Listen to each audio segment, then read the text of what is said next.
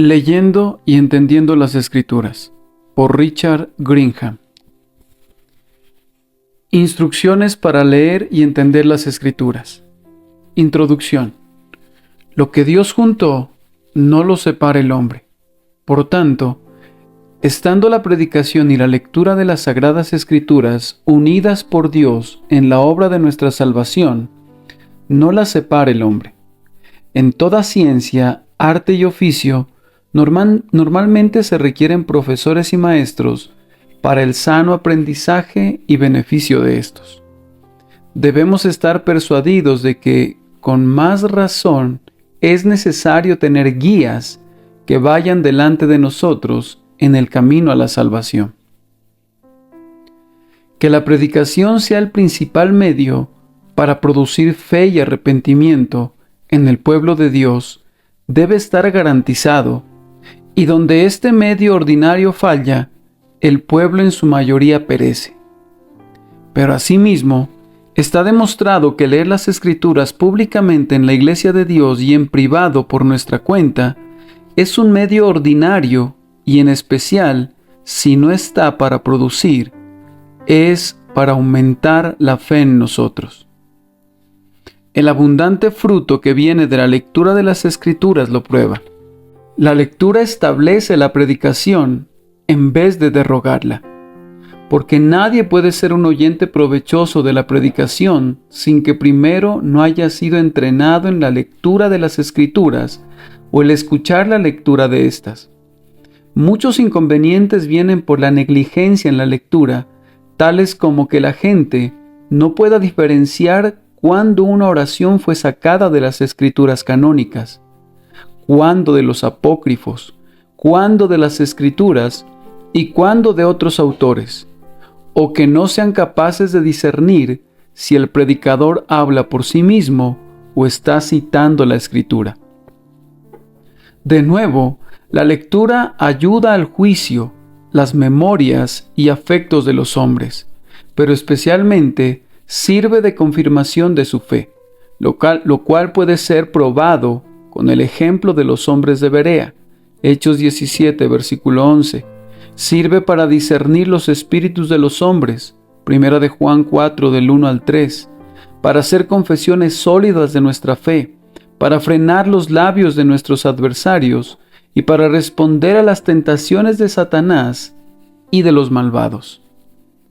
Pero debido a que el hombre peca, no solo en la negligencia de leer y escuchar, sino también al leer y escuchar mal, las propiedades para leer y escuchar reverentemente y fielmente deben ser establecidas y son las que siguen, 8 en total. Primero, diligencia; segundo, sabiduría; tercero, preparación; cuarto, meditación; quinto, conversación; sexto, fe; séptimo, práctica; octavo, oración. Las 3 primeras van antes de la lectura y la predicación. Las 4 siguientes vienen después de estas. La última debe estar antes, durante y después. Primero, diligencia. Si la diligencia es necesaria en la lectura de autores profanos, entonces mucho más lo es al leer las Escrituras.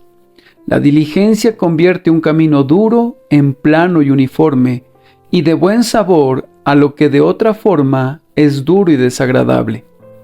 En nuestra diligencia debemos mantener un curso firme y no ser como aquellos que debido a un impulso o debido a una buena compañía o por una buena acción cercana o por medio del peligro, etc., leen por un tiempo, pero pronto se rinden. Proverbios 2, del 1 al 2 y Mateo 13, versículo 44. Segundo, sabiduría. A la diligencia se le debe sumar sabiduría, que está en la elección de la materia, el orden y el tiempo. Por falta de sabiduría, en cuanto a la materia que se lee, muchos pecan al estudiar otros libros antes que las Escrituras, o al buscar en las Escrituras cosas no reveladas, o pasando por encima de aquellas que sí están reveladas, como Juan y Santiago, que buscaban quién se sentará a la izquierda y a la derecha de Cristo, pero buscaban llegar allí. Y sus discípulos dijeron: ¿restaurarás el reino a Israel en este tiempo? Hechos 1, versículo 6, sin preguntar por los medios para entrar al reino de los cielos. En las cosas reveladas, muchos buscarán con curiosidad y afán cosas no provechosas, como genealogías, y descuidadamente pasarán por alto las cosas que sí deben ser buscadas. Algunos que no saben cómo reformarse a sí mismos, hablarán de reformar la iglesia, y si el predicador debe darle leche espiritual a los débiles y alimento sólido a los cristianos más fuertes, si él debe aplicar así su doctrina a sus oyentes, entonces mucho más los oyentes mismos deberán aplicar sus propias lecturas a sus propias capacidades. La sabiduría demanda que los hombres estén firmemente fundamentados en los puntos principales de la doctrina. Primero debemos poner el fundamento y luego construir sobre él. También debemos mantener un orden en nuestras lecturas y no estar primero aquí y luego allá, por cuanto es la mejor ayuda para nuestra memoria y nuestro entendimiento. Aquel que lee poco, pero de buena manera, se beneficia más que aquel que lee mucho de otra forma, así como aquel que cojea en el camino correcto va mejor que aquel que corre en otra dirección o fuera del camino. Por tanto, por falta de orden, muchos leen abundantemente, pero se benefician muy poco. La sabiduría debe ser usada para discernir los tiempos, porque no debemos leer siempre y no hacer nada más, ya que algunos ofensores en un extremo son llevados por Satanás al otro. El día de reposo debe dedicarse enteramente a estos ejercicios. Los demás días, por la mañana, al mediodía y por la tarde, es decir, cuando podamos redimir el día de las obras de nuestra vocación, como oraron David y Daniel en estos 3 tiempos, bajo los cuales está contenida toda la adoración a Dios. Debemos hacer todo lo que podamos cada día y ningún día debe pasar sin lectura. Todo lo hizo hermoso en su tiempo. Eclesiastés 3, versículo 11. Tercero, preparación. Lo que sigue es la preparación. Si algún hombre se va sin ningún beneficio ni entendimiento, o entendió muy poco, la falta de preparación es a menudo la causa. La preparación es en el temor a la majestad de Dios, en la fe en Cristo y en un corazón bueno y honesto, con un ansioso deseo de alimentarse con la palabra de Dios. En todas sus apariciones, Dios siempre envió el temor primero, como su oficial. Este temor provoca una mente enseñable y mansa, como vemos en los hombres de Hechos capítulo 2. Por falta de temor reverente viene toda resistencia, oposición a la palabra de Dios, y que los hombres se atrevan a ser descarados con ella. Pero aquel que teme será pronto para oír y tardo para hablar. Santiago 1, versículo 19. Y guardarán sus palabras en su corazón, como María. Lucas 2, versículo 51.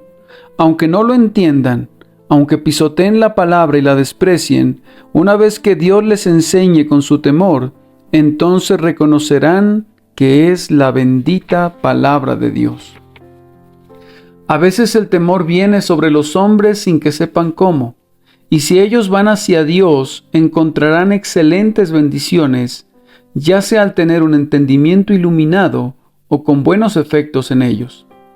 Este temor es en respeto a la majestad de Dios y a nuestra propia corrupción, para corregir el orgullo de la razón y controlar nuestros afectos.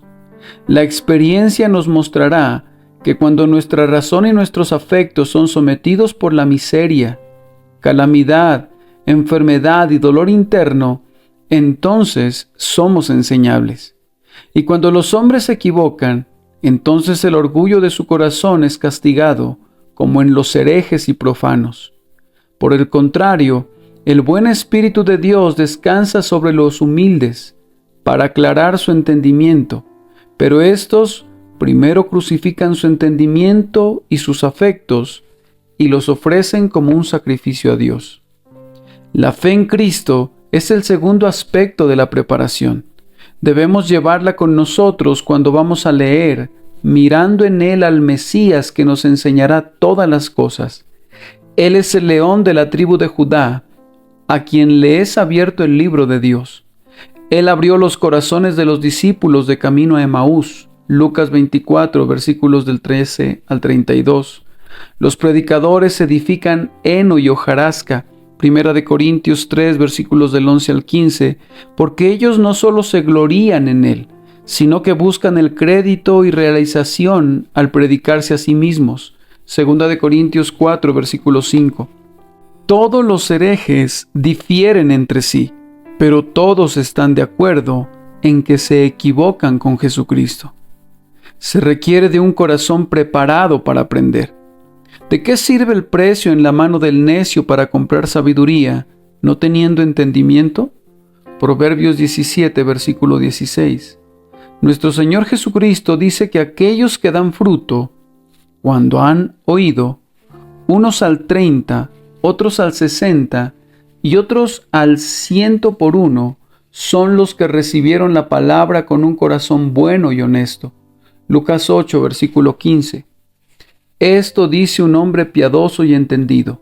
Los hombres son excluidos porque vienen sin corazón.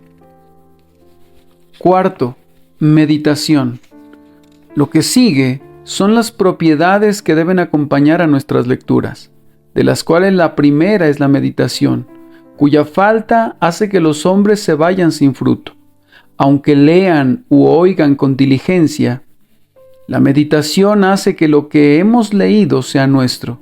Es bienaventurado, bendito, el que medita en la ley día y noche. Salmos 1, versículos del 1 al 2. La meditación es o bien de la mente y el entendimiento o del corazón y los afectos. La meditación del entendimiento es cuando la razón piensa en las cosas leídas o escuchadas, lo cual los sabios de los paganos llaman el refinamiento del juicio, la vida del aprendizaje. Aquellos que carecen de esto, por mucho que hayan oído o leído, nunca tendrán un juicio sano y sólido. Y por esta causa se dice que los más grandes eruditos no son los hombres más sabios. La meditación de nuestros afectos es cuando, teniendo algún asunto en juicio, lo digerimos y lo ponemos a funcionar sobre nuestros afectos. Es una continua búsqueda de nosotros mismos y el trabajo de guardar todas las cosas en el tesoro de nuestro corazón. El otro se irá si esto no se une a él. El juicio se irá si no le dedicamos nuestros afectos. La meditación en el juicio va primero. Entonces lo que sigue es que para que tengamos un sano juicio, o bien tememos o animamos nuestros corazones, no sea que tengamos falsos temores o falsas alegrías. Muchos tienen un sano juicio y aún así no tienen sus corazones purificados y conmovidos. Pueden aconsejar a otros, pero no pueden hacerse cargo de ellos mismos, porque no unen el afecto con el juicio. La meditación sin lectura es errónea, y la lectura sin meditación es infértil. Quinto, conversación.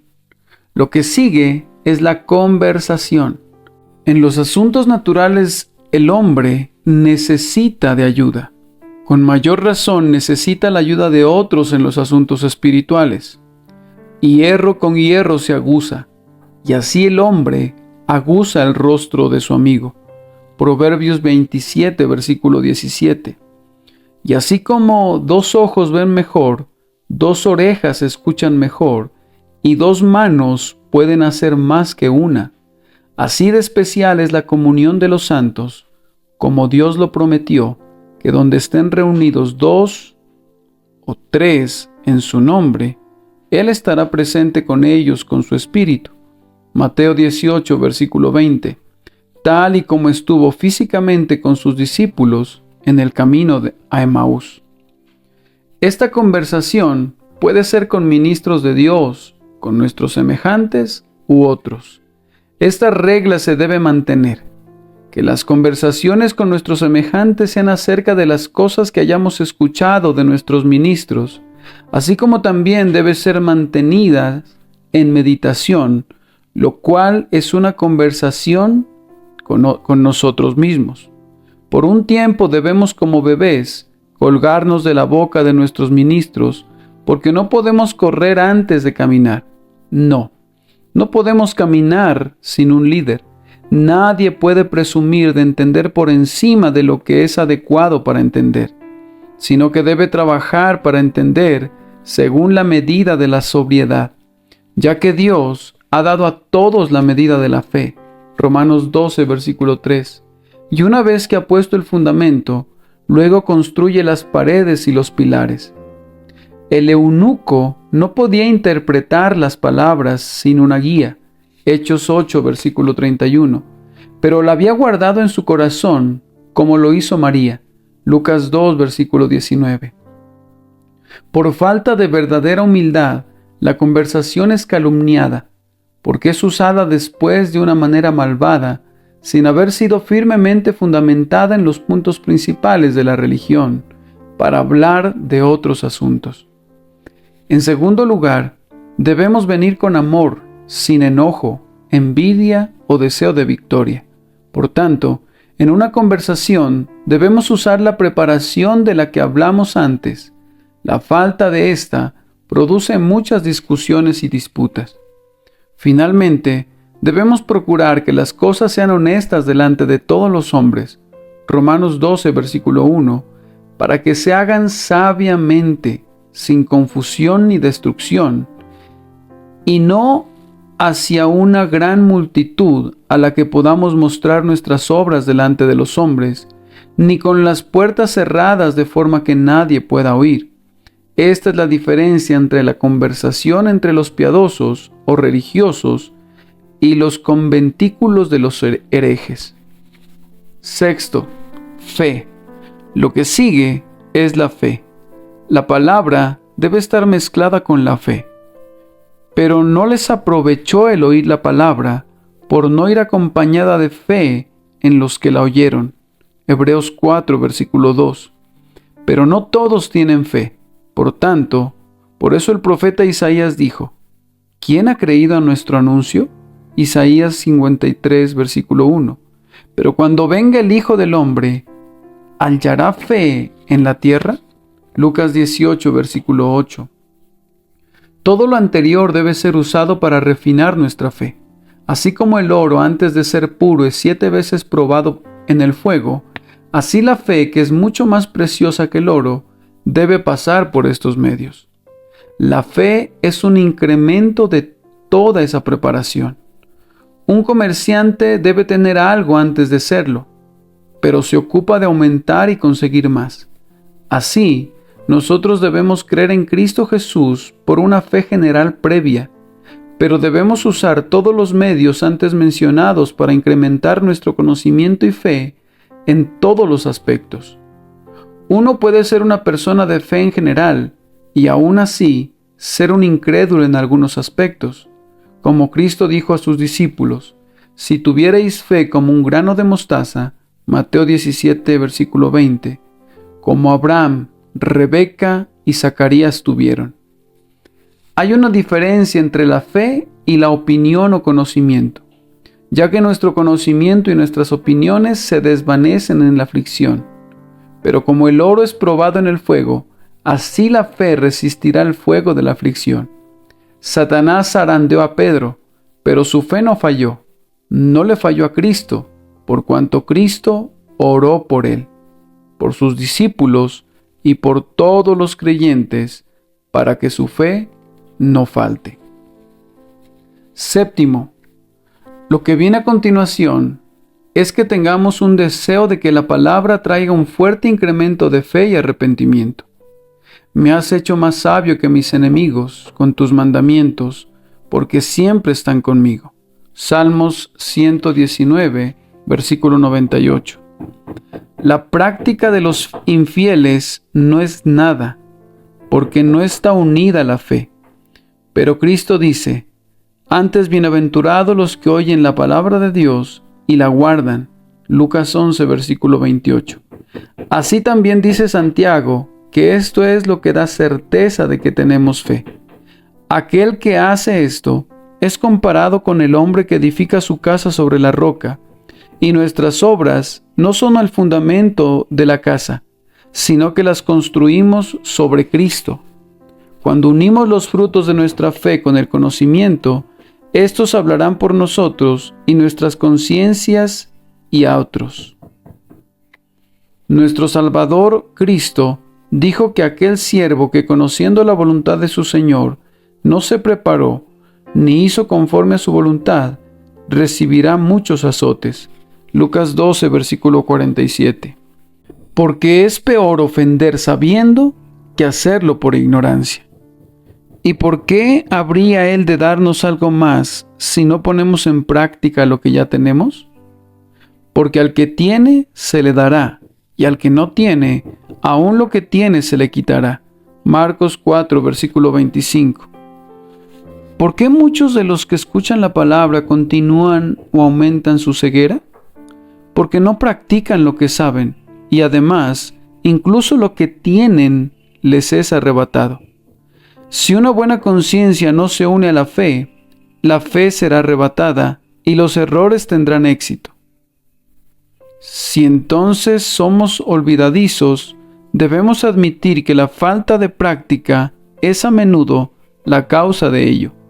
La regla de la razón en todas las cosas es que la mejor manera de aprender es con la práctica. Entonces, ¿cuánto más si practicamos, Dios aumentará nuestros talentos? Mateo 25, versículos del 14 al 30. Octavo, oración. Lo último es la oración, que debe ser usada tanto en el principio, en el medio, como en el final. La oración debe estar en todos los medios anteriores, porque sin ella no podemos usarlos ni obtener ninguna bendición de ellos. La oración contiene bajo ella la oración y la acción de gracias. En cuanto a la oración, es evidente que debe ser usada cuando leemos. Antes bien, como está escrito, cosas que ojo no vio, ni oído oyó, ni han subido en corazón de hombre, son las que Dios ha preparado para los que le aman. Primera de Corintios 2, versículo 9. Lo que significa no solo las alegrías contenidas en el reino de los cielos, sino también las contenidas en la palabra.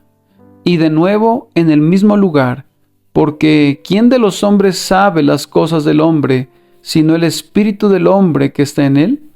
Así tampoco nadie conoció las cosas de Dios, sino el Espíritu de Dios. Primera de Corintios 2, versículo 11. Y si debemos orar cuando llegamos a nuestra comida y bebida, para que Dios nos nutra con ellas, entonces ¿cuánto más debemos orar a Dios para que nos nutra con su palabra? Porque de lo contrario, no podemos sacar provecho de ello. Y así como nadie se atreve a tocar la comida y la bebida antes de orar, y no tenemos ningún derecho sobre ella antes de que nos sea santificada por la oración, así, cuán insolentes son los que se atreven a tocar el libro de Dios sin orar, o piensan que de otra manera tienen derecho a él. Pablo puede plantar y Apolo puede regar, pero el crecimiento lo da Dios. Primera de Corintios 3, versículo 6. Así que, si algunos todavía son insensibles, aunque que ya han oído mucho, es porque Dios no les ha revelado su voluntad.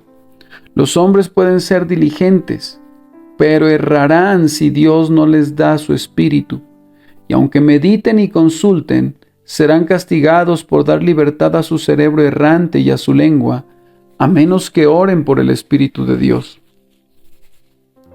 Muchos descansan en el conocimiento y carecen de fe, porque les falta la oración. Y nosotros descansamos en el conocimiento y nunca practicamos, porque no oramos a Dios para que escriba su ley en nuestros corazones, por su Espíritu, para que ahora, no nosotros, sino Él, pueda obrar en nosotros.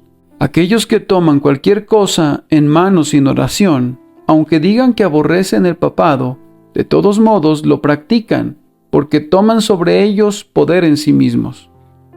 En cuanto a la acción de gracias, si estamos obligados a alabar a Dios cuando ha alimentado nuestros cuerpos, ¿cuánto más cuando ha alimentado nuestras almas? ¿Se ofenderá a Dios justamente con nosotros si no le agradecemos por nuestro refresco, con las carnes, el sueño, etc.? ¿Y no temblaremos por temor a la venganza si no hemos alabado a Dios por cualquier luz o cualquier movimiento bueno que haya puesto en nosotros? Por falta de ella, a la iluminación le sigue la oscuridad, y a los sentimientos le siguen la muerte. Y así es como Satanás se dispone a quitarnos todas las bendiciones de Dios. David dice: bendito tú, oh Jehová, enséñame tus estatutos. Salmo 119, 12. Esto muestra que debemos alabar a Dios antes de venir a leer. Muchos son fervientes para pedir, pero fríos para dar gracias.